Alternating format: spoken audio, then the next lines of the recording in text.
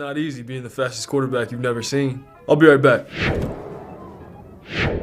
There's no quicker way to get into DFS. Play Super Draft today and see for yourself.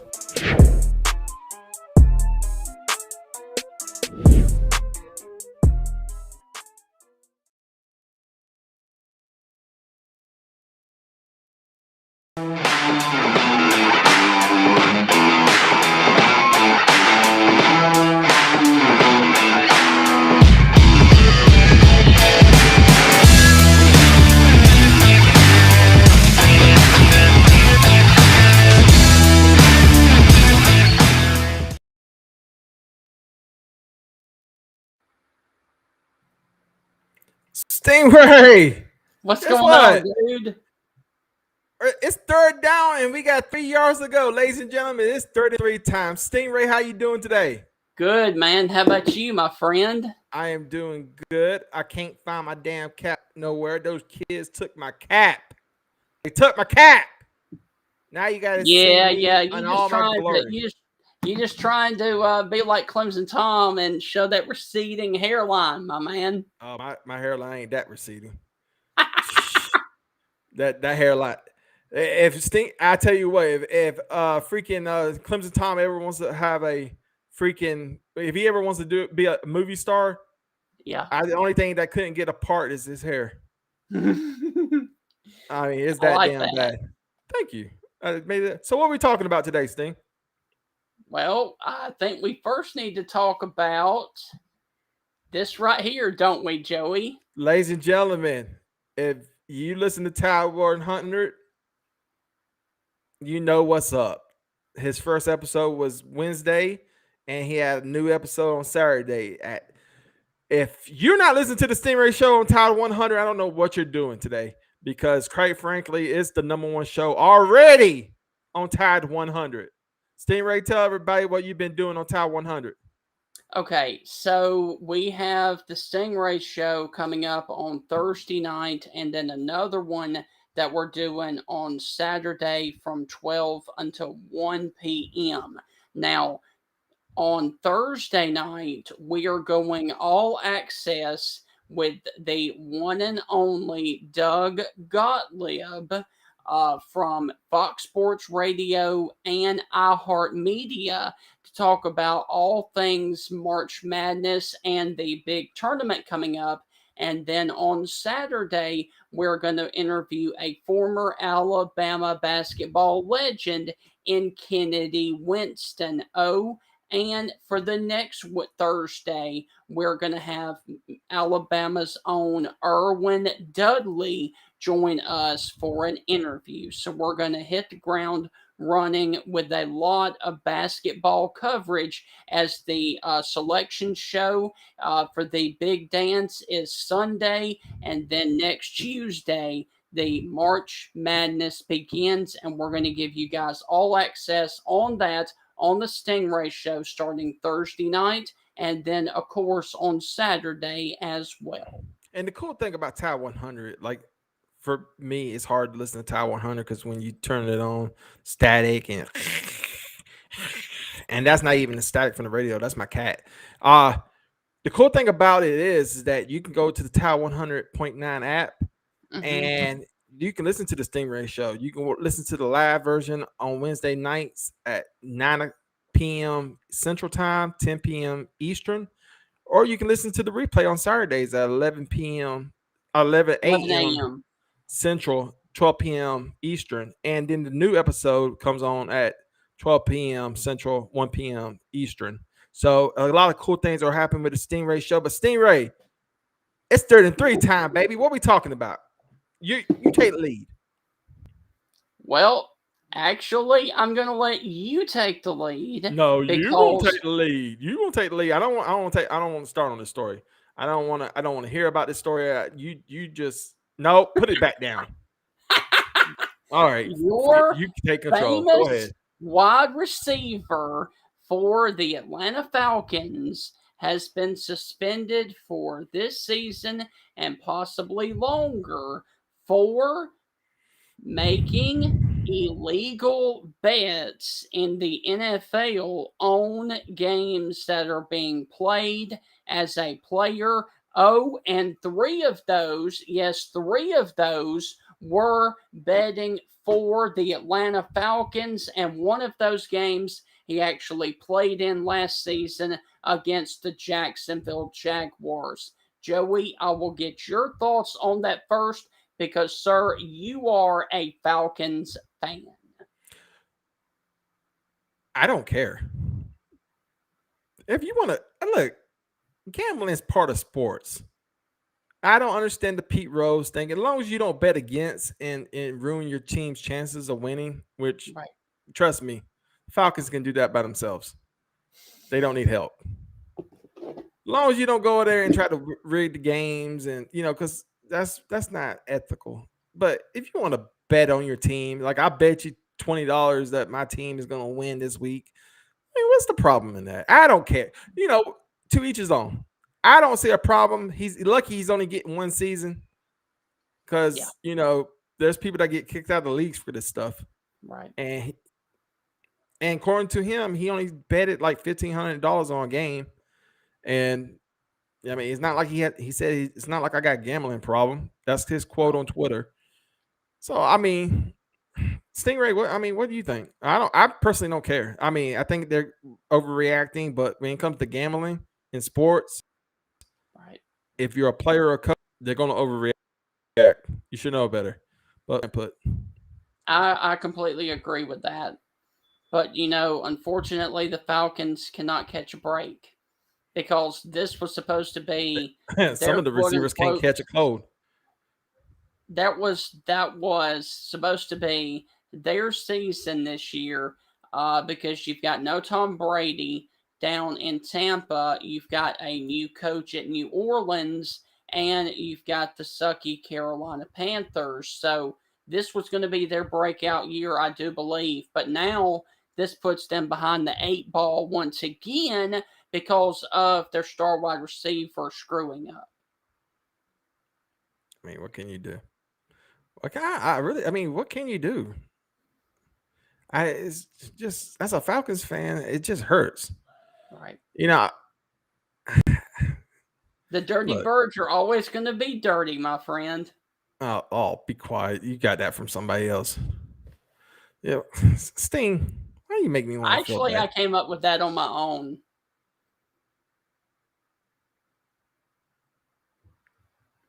Anyway. So, okay, Calvin Ridley's in trouble. He betted. Did they say he betted against the Falcons? No, he betted for the Falcons in the obviously he's not Jaguar game. Well, obviously he ain't smart.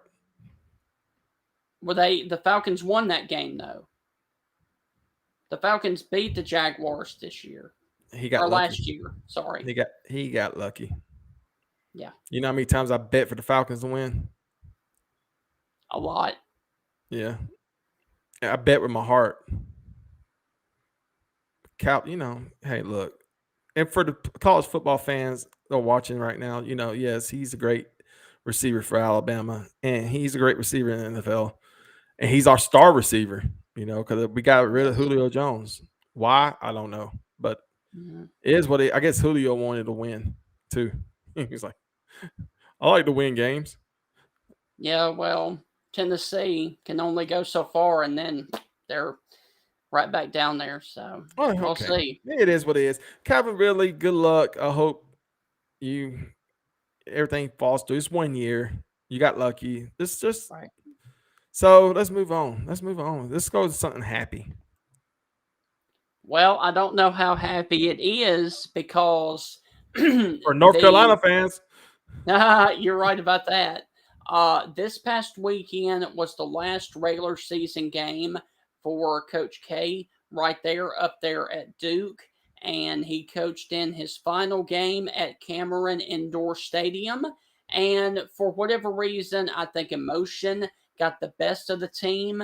And the North Carolina Tar Heels, who is their Tobacco Road rivals came into Cameron Indoor this past Saturday and knocked off Duke 94-81 in Coach K's final game as the coach in the regular season at Duke. Now, remember, Coach K has won 5 national champions. He has also had a bunch of Final Four appearances, and he has won Coach of the Year 3 times as his tenure up there at Duke. And he did tell the crowd this past weekend that unfortunately the loss was unacceptable, but they are striving for bigger and better things, and that they are hoping to win a national championship in his final season with the Blue Devils. And remember, I believe it is either tomorrow or Thursday the ACC tournament begins, and so Duke will definitely be looking to get another ACC crown before they head to the big dance next week. What's your favorite Duke moment under Coach K? Man, I have no idea. There's so many. The game against Maryland in January 2001 with Jay Williams. That was pretty sweet. Duke, yes. Christian Laettner and Grant Hill. Duke in '92. Right. I mean, you really can't think of these. Probably watching any of those Duke, North Carolina games, because whether it was at North Carolina or it was at Duke, no matter how good or how bad they were that year, it was always a physical, knockdown, drag out, nasty type game. Yeah. A lot of fights, a lot of jawing, a lot of the North Carolina fans and the Duke fans. For the people that don't watch college basketball, if you can imagine Auburn and Alabama fans being in a close, like little building together. Like Dick Vitale says, the Cameron crazies, dude, bro. The Cameron crazies.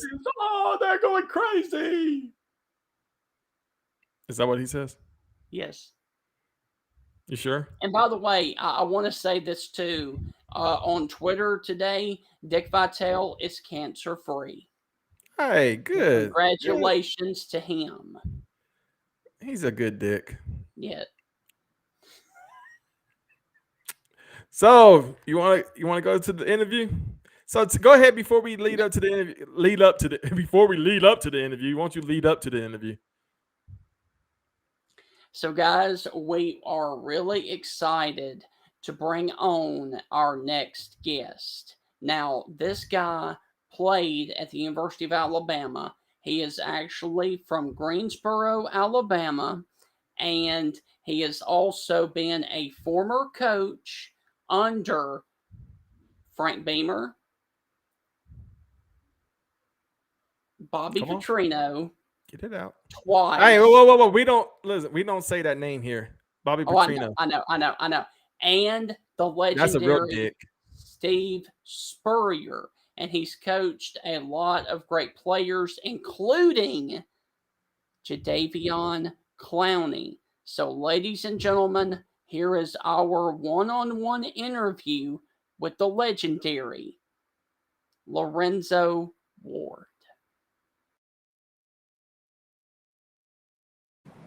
All right, before you put your camera on. Yes. Gee, hang on. Let me get ready because my kids came in here just a little bit. Just before you came on, they were kicking my butt. Yeah. I can't get my stuff right. We're good. Hey, Coach, real quick, I have a surprise for you. Somebody wants to say hello to you. Okay. She is from your hometown of Greensboro.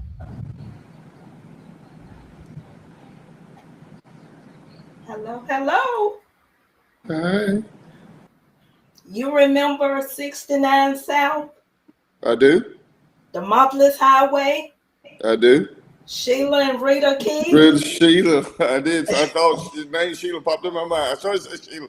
Yeah, I do remember you and your sister. So where are you now? Hop on and say hello to you. Okay, I'm glad you did. Good to see you. Always good to see you. Y'all have a good interview. That's Stingray's grandmother's nurse. Mm-hmm. Oh. Yeah. She, my grandmother has dementia, and so Sheila comes down and sits with my grandmother and takes care of her. Well, that's the end of the interview. Thank you, Coach, for No. Joey, are you excited about the guests that we have on tonight? Man, you woke me up at 4 o'clock, and it's 2 o'clock in the 3 o'clock in the afternoon. You woke me up. I had to sleep, but I am excited. We got a football, Alabama football legend, and he's there today. He's one of the greatest coaches ever. I'm just sucking up to him. Dude, he played at the University of Alabama from 1986 to 1989 under Ray Perkins and Bill Curry. Then he went on to be a defensive coordinator at Virginia Tech, the Oakland Raiders, Arkansas, South Carolina, Fresno State, Louisville, and now he is at the UT Chattanooga Mocs. Ladies and gentlemen, the one and only Lorenzo Ward. Coach, thank you so much for joining us this afternoon. Thank you all for that warm welcome. I appreciate you all having me on. Yes. So Joey, let's get started. No, I do not want to start, but I will. Let's go ahead and start. Let's start. Almost 40 years ago. Wow, I'm old. 1986. 86. Recruiting. What was so special about the University of Alabama? It's Alabama. Nothing else to be said. It's Alabama. Well, it was other schools that called you up. I mean, I know Mississippi State had their wallet out. Yeah.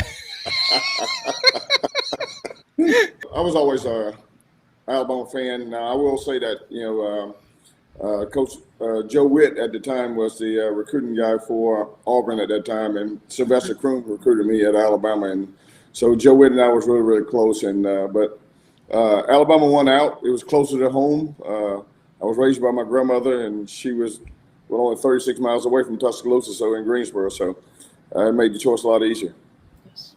So what was the difference in coaching styles between Coach Perkins and Coach Curry? Because we know you came in with Perkins, am I correct? And then Curry came. What was the difference between? I also had Coach Stahl as my redshirt senior year, so I had all three. Oh, wow. Okay. So let's go ahead and change the question. So what was the difference between Perkins, Curry, and Stallings?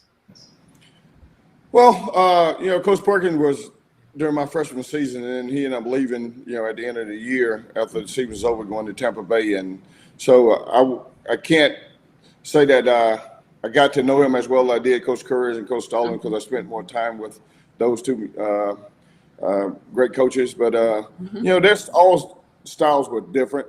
Coach Perkins was a little more like a dictator, and the way he ran his system. And then Coach Curry, he relied a lot on his assistants to let them do their job, and he was the head coach at overseas. But, Coach Stallings ended up being the one that was, to me, was more of a player-friendly head coach.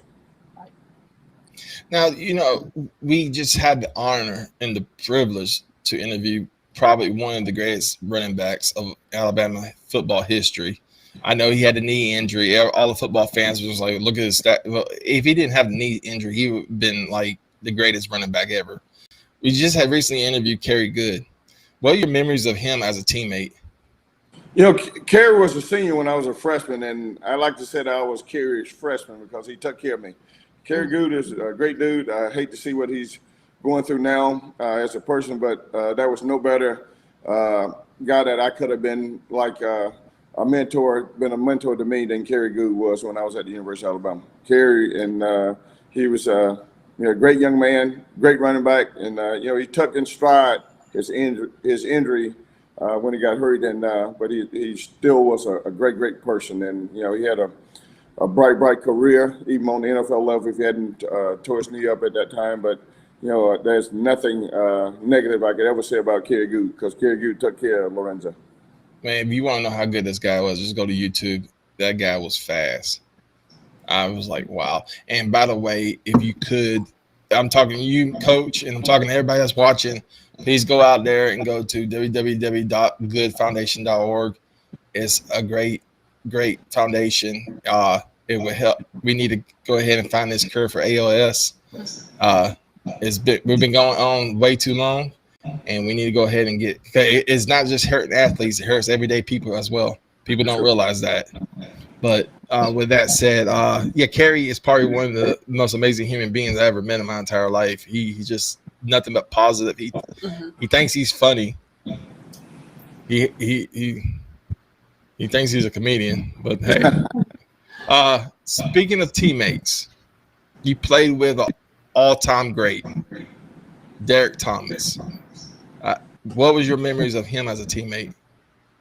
Derek was great. Derek was, Cornelius was actually, he was a year before Derek, even though they played together. And so when I was a freshman, Cornelius was a senior, and he was in the limelight more than Derek was. And then as soon as Cornelius got drafted and went to the NFL, the star was Derek Thomas. Derek Thomas is one of the most unbelievable athletes that ever been around. The young man could run 4.4, 4.3. He was a big outside linebacker, and there was nothing that Derek Thomas couldn't do on the football field. I think Coach Lancer was the defensive coordinator. Don Lancer was the defensive coordinator at that time, and we lined Derek up all over the field, and because people couldn't get a beat on him. But you're talking about a guy that again, life was ended short. But Derek Thomas, as a football player, was a great player, and then he was a great person as well. He lost his father in the Army and military, and so he was a guy that his uncle took a big leadership role in his life, and so Derek was great to all of us as young players, as well as Cornelius and those guys. So I think that's just the way that Alabama family is. Now, I know the Buffalo Bills fans who are watching are going to want to talk about Cornelius Bennett, but I know I'm just bringing up memories. What was your memories of Cornelius Bennett? It has to be playing Notre Dame in Birmingham, and I think Burline was the if I'm not mistaken, was the quarterback, and they ran a bootleg, and I think that's a portrait that has been sold forever. In the hit when he came off the edge, and Cornelius was a super athlete. He was more business-like. He was a lot more business-like than Derek. Derek had a funny side to him. Cornelius was all about business, but they both were great players and great leaders, and they both had illustrious careers at the University of Alabama and beyond. So, Coach, let's move now to your coaching. Obviously, you coached with a lot of what I would like to call Hall of Famers. First off, let's talk about your stop at Virginia Tech. What was it like coaching for under Frank Beamer, and especially some of the players you had up there in D'Angelo Hall? Coach Beamer is like the salt of the earth. That was the first Power 5 job that I was blessed to have, and I spent 7 years in Blacksburg. Love it today. Often go back to visit the town. It's more of a college town, but Coach Beamer was a young man that said that he didn't have very much growing up, and the thing that I remember about him is I like to say if he got a nickel, he split it, and so. Yes. It's all about his coaches, his assistants, and I remember interviewing with him and Coach Foster and them, and when I sat down in his office, the first thing he told me that there was 3 head coaches on his staff, and I was like, 3 head coaches? He said, yeah. He said, I'm the head coach that's overseas, make sure that everybody get along together, and Coach Foster, the head coach of defense, and Ricky Bossa at that time was the offensive coordinator, and so he's delegated his assignments to his staff, and he let you coach, and Frank is still one of my favorites that I ever worked for. And what about D'Angelo Hall? Probably my favorite player. You know, Right. Winslow and I are still really close. They all came from the 757 down in over in the beach area, and so he was the first, you know, I guess, great DB that I had the opportunity to coach, and you know, he was the first round draft pick with the Atlanta Falcons. I think he was. Oh, what happened? It looks like he lost signal, or his laptop went dead. Okay. Hopefully we can get him back. It's not lasting. We can edit. That was getting awesome, man. I know. This is why I like to do recordings, because stuff like this happens. Okay.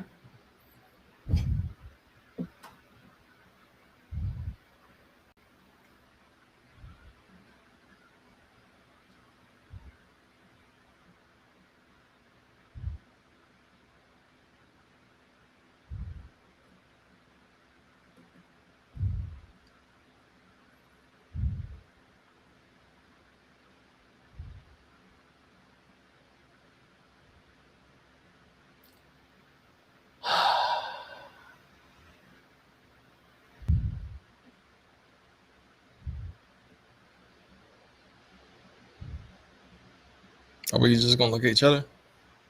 I'm texting him. Now you broken up. Hey, look at the screen. Look at the screen. Look at the screen. Yeah, what? Just keep looking. Just keep looking. You keep- Well, Coach, we had some technical difficulties, but we got you via the telephone, and you were talking about D'Angelo Hall when you got cut off, and that was what you said about him was great. So let's move on now to your coaching days at Arkansas. Talk about one of the best games that season when you guys came from behind and knocked off LSU in the battle for the Golden Boot. What was that game like for you as a defensive coach? Well, it actually was a great game. You know, we played that game every year in Little Rock, and that's a big deal between LSU and Arkansas. And you know, nobody gave us a chance to win that game because our season hadn't went as well as we would like it to. It was our first season there, but you know, I just remember them trying to be tough and physical, of grinding coming in and try to play smash ball football with us, and our kids rose to the occasion. You know, it was one of the best wins during Coach Petrino's time at Arkansas, that particular game, because it gave Arkansas a great way to go into the offseason, because it's normally the last game of the season when we play that game. And so I'll never forget, at the end of that game and the way the kids were, even though we was at home, but not at our natural home, being in Fayetteville. We was in Little Rock, and it was a big, huge win for Arkansas Razorbacks. All right, and my last question for you is this, Coach. Obviously, you had the opportunity to coach at South Carolina with Jadeveon Clowney.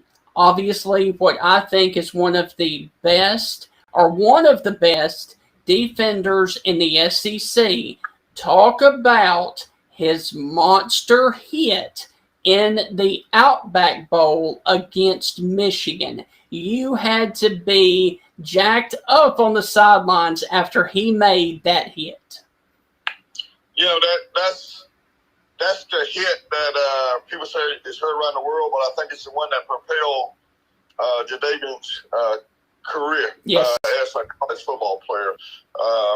You know, I'll never forget, they faked a punt on 4th down, and we actually felt like we stopped them, but when you measure, it's like the nose of the ball didn't get to the chain, and so they gave Michigan the 1st down. It was late in the 4th quarter, and we was actually down at that time, and we got trying to get the ball up them, and So it became a big ruckus because they gave them the first down. And so Clowney came to me and he said, Coach Ward, they cheating. And I said, no, we're good. So we'll be okay.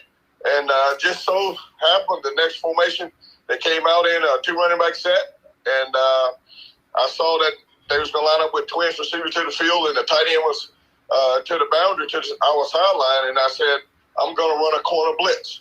And so I ran a corner blitz. And on that corner blitz, Jadavian has to go inside as the end. And he took one step, jab step upfield, and went underneath. And the tackle totally whiffed him.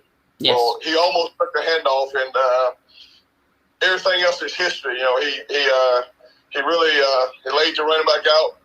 He knocked the ball loose, and he got the ball himself and picked it up. And unfortunately, he couldn't run with it. But you know, we ended up scoring on that drive and taking the lead, and ended up beating Michigan. Yes. So that was one of the greatest hits that I've been a part of and been around as a coach or a player. And you know, I've seen I've been blessed to be around a lot of great players. But Jadavian Clowney he's like a Derek Thomas. He's like a Cornelius Bennett. He's in the same breath as those guys as a college athlete, and he can do anything. You know, I just remember recruiting a young man and helping Ellis Johnson, who was the primary recruiter, recruiting him. And Jadavian Clowney, people don't know this, was the anchor on his 4x1 high school team. Mm-hmm. And they came in the state with him being an anchor because he could really, really run to be a big guy. So, talented,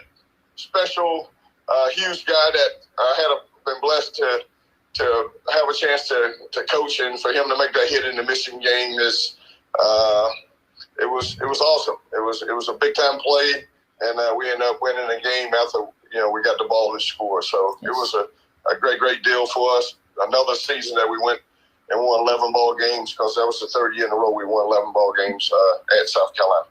All right, and Coach, how well and how excited are you to be the defensive coordinator at UT Chattanooga? Chattanooga is where I started my career in 1994. Mm-hmm. I had been a GA a couple of years at Alabama, and so it's always been near and dear to my heart. And so when Coach White in 2019 took this head coaching job, who I coached Coach White here my first time here when I was here from 94 to 98. And so it was easy for me. Chattanooga's always been a favorite place of mine. And so I'm really excited to be back, give it to these young men. I got a lot of gained a lot of knowledge in my 31 years of coaching. And so for me to be back at a smaller school and to be able to divulge some of the information I've learned to help these guys be better players. And, we got a really good defense here. We finished first in just about every statistical category in the Southern Conference last season, and it was in the top 10 in the FCS football and most of those categories as well. So these guys here, they want to listen. They know that you have some knowledge to give them to try to make them a better player. It's been really, really enjoyable being a DC here at Chattanooga.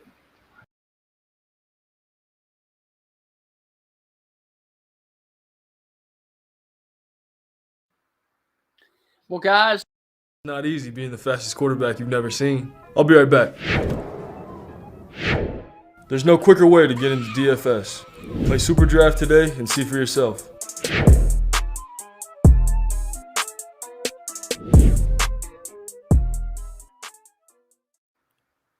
I told you I'm taking control. You don't start pressing buttons. Ladies and gentlemen, I'm gonna tell you straight up, if you like this content, you like what you're hearing, please go subscribe to our YouTube channel.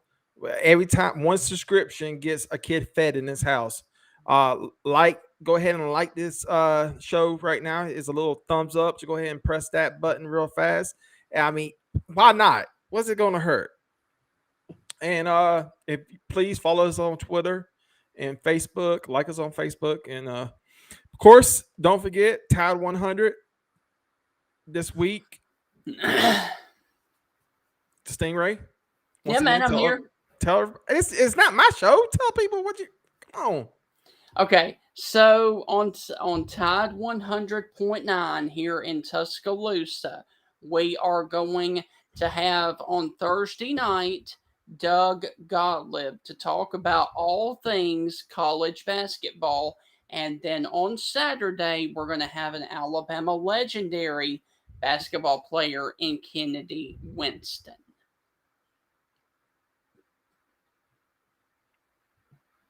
That was beautiful.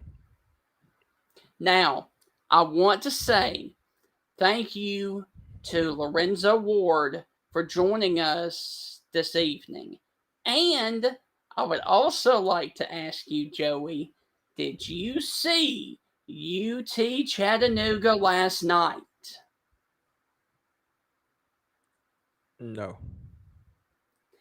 UT Chattanooga is in the Southern Conference. The Southern Conference has one bid to go to the big dance.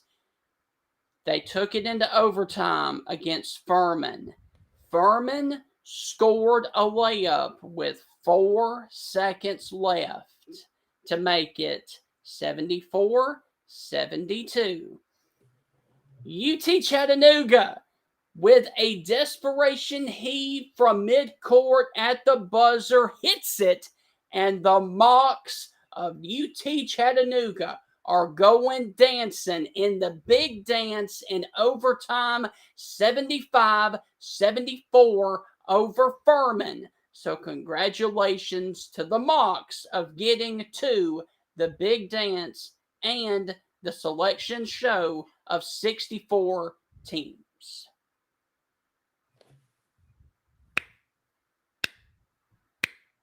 Dude, if you want to see an awesome last few seconds of a basketball game, go look up last night's Furman and UT Chattanooga, because that was absolutely amazing. The only thing I'm going to be excited about is Oscar Sheway. Speaking of Oscar Sheway, I always wonder, do I ever say his name right? Is it Oscar Sheway? Steve Wade. You are correct. Now that's a bad mamma jamma. Now, if people don't know the history of Oscar Sheway, he came from West Virginia, now plays at Kentucky. He's 6'9", 255 pounds of just nothing but force.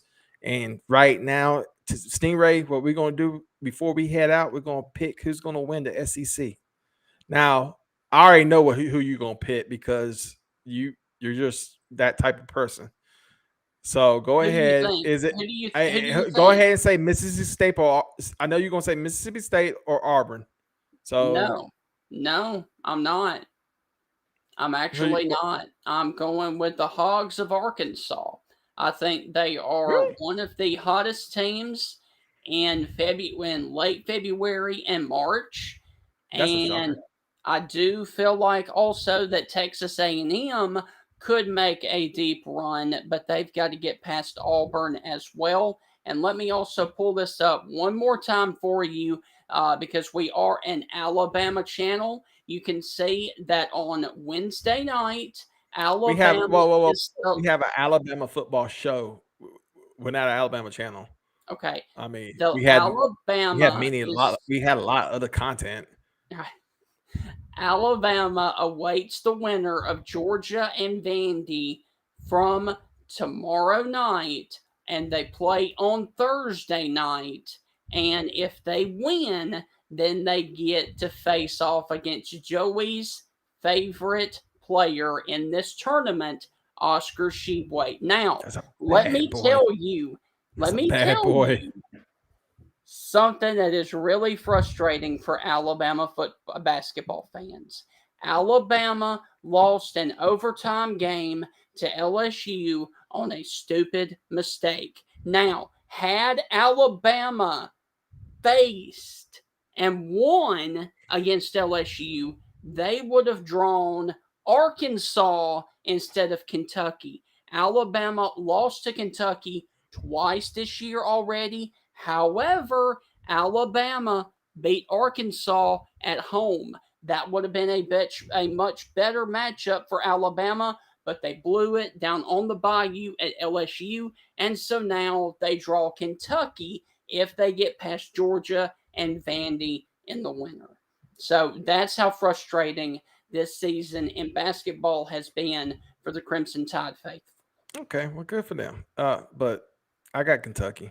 Okay. This Oscar Tshiebwe, correct me if I'm wrong. He's averaging what, 15 rebounds, 14, 15 rebounds a game, 17 points a game. This guy is a beast. Freak. He's a freak. He's a freak of nature. Yeah. I mean, I don't follow college basketball. This is the time where I start watching college basketball. You know, unfortunately, I'm not a big college basketball fan. Right. I love college football, but college basketball is when about March I start watching the tournaments and and I've been hearing about Oscar Tshiebwe since last year, and he's from the Congo. Am I correct? Yes. Dude is, I don't know. He grew up eating lions all his life. That protein, he's a beast.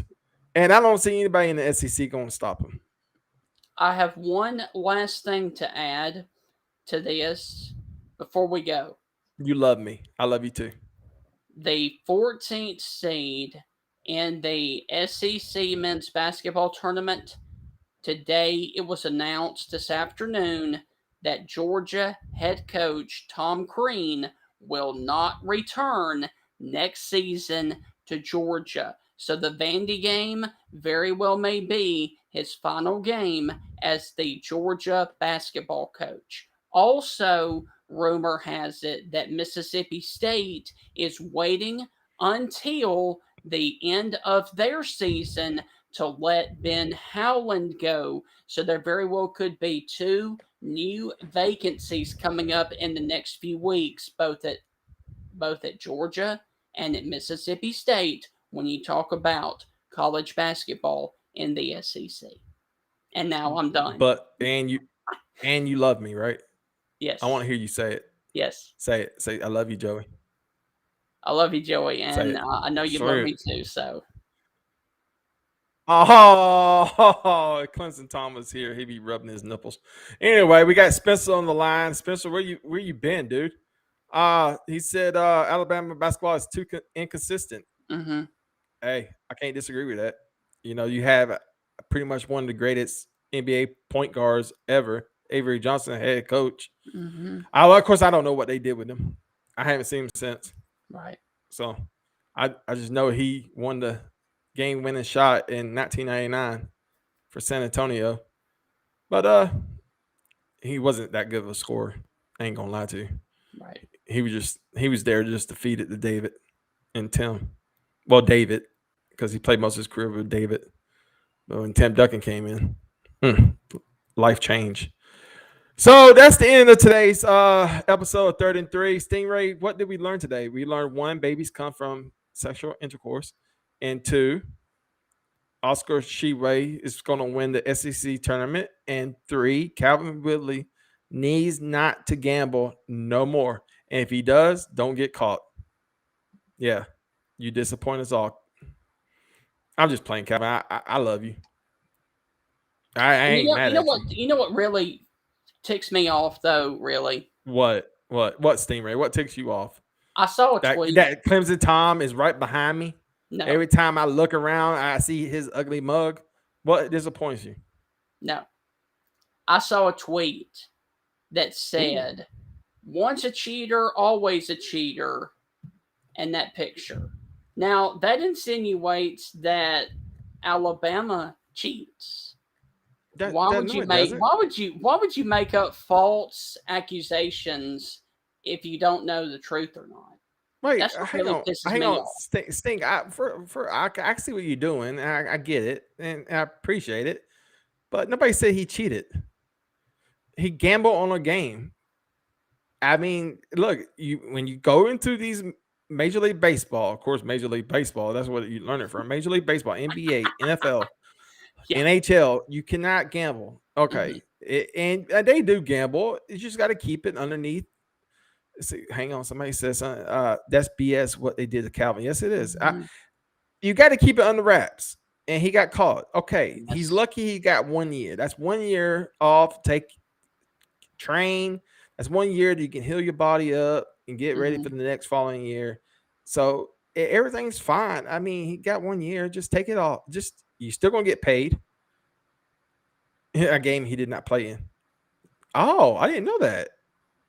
I don't remember. That's correct. I remember now. He was hurt or something. Mm-hmm. He was injured. So how the hell did? See, I could understand if he was betting and he was on the field and he accidentally dropped some catches. No, I forgot he was injured most of the season.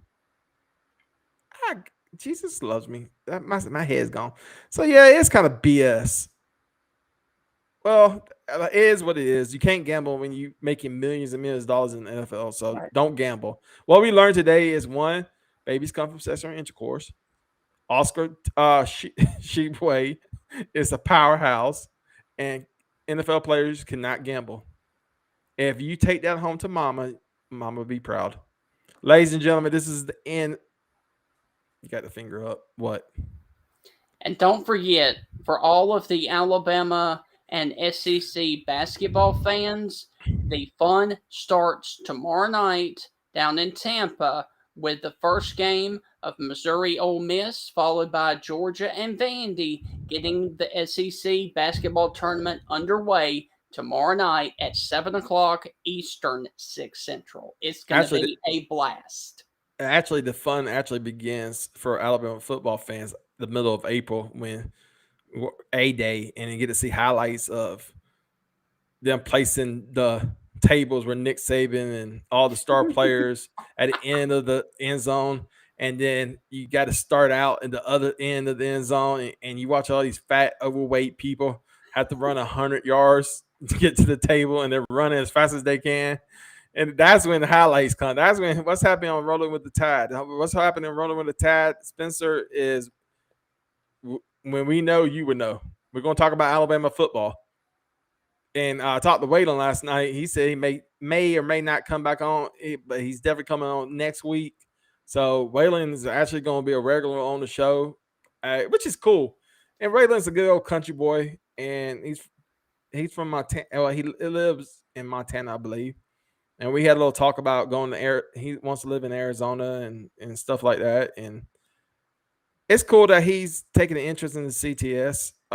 He made Touchdown Alabama Magazine YouTube page a hit, and he's never asked anything in return. He's made other Alabama sports pages, a lot. And he's never, it is what it is. I like having. We don't really want him for all that. We actually like him. Like, he's a cool guy. And you can tell if you get a chance to talk to him, he'll tell you some football stories and stuff like that. And it's a cool guy. And of course, we got Stingray and Clemson Tom and Raphael. Even though everybody's like, who the hell is Raphael? Yeah, I know, right? Raphael's my cousin. And we got Joey with no Alabama hat. I know. My hair is a mess too. Well, listen, if you haven't subscribed to this show, please subscribe. If you haven't liked this show, please like it. If you haven't followed us on Twitter, please follow us on Twitter. Like us on Facebook, Tab 100, tomorrow night, Stingray Show. Anything else, Stingray? Because we got to go, because I got to go to work. I do have something else. Oh, podcast. Mention the podcast. We need you guys to subscribe because Joey is poor and he needs all the help he can get, my friends. That's true. That's true. Thank you. Tell them about the podcast. Oh, that's right. We are 3rd and 3 and Rolling with the Tide are both on the podcast. Wherever you find your podcast on Anchor or Spotify, just look up the CTS Sports Room. That's right. Ladies and gentlemen, end zone. We just scored, and we are out. Say bye, Sting. You can't see me. What you gonna do, brother?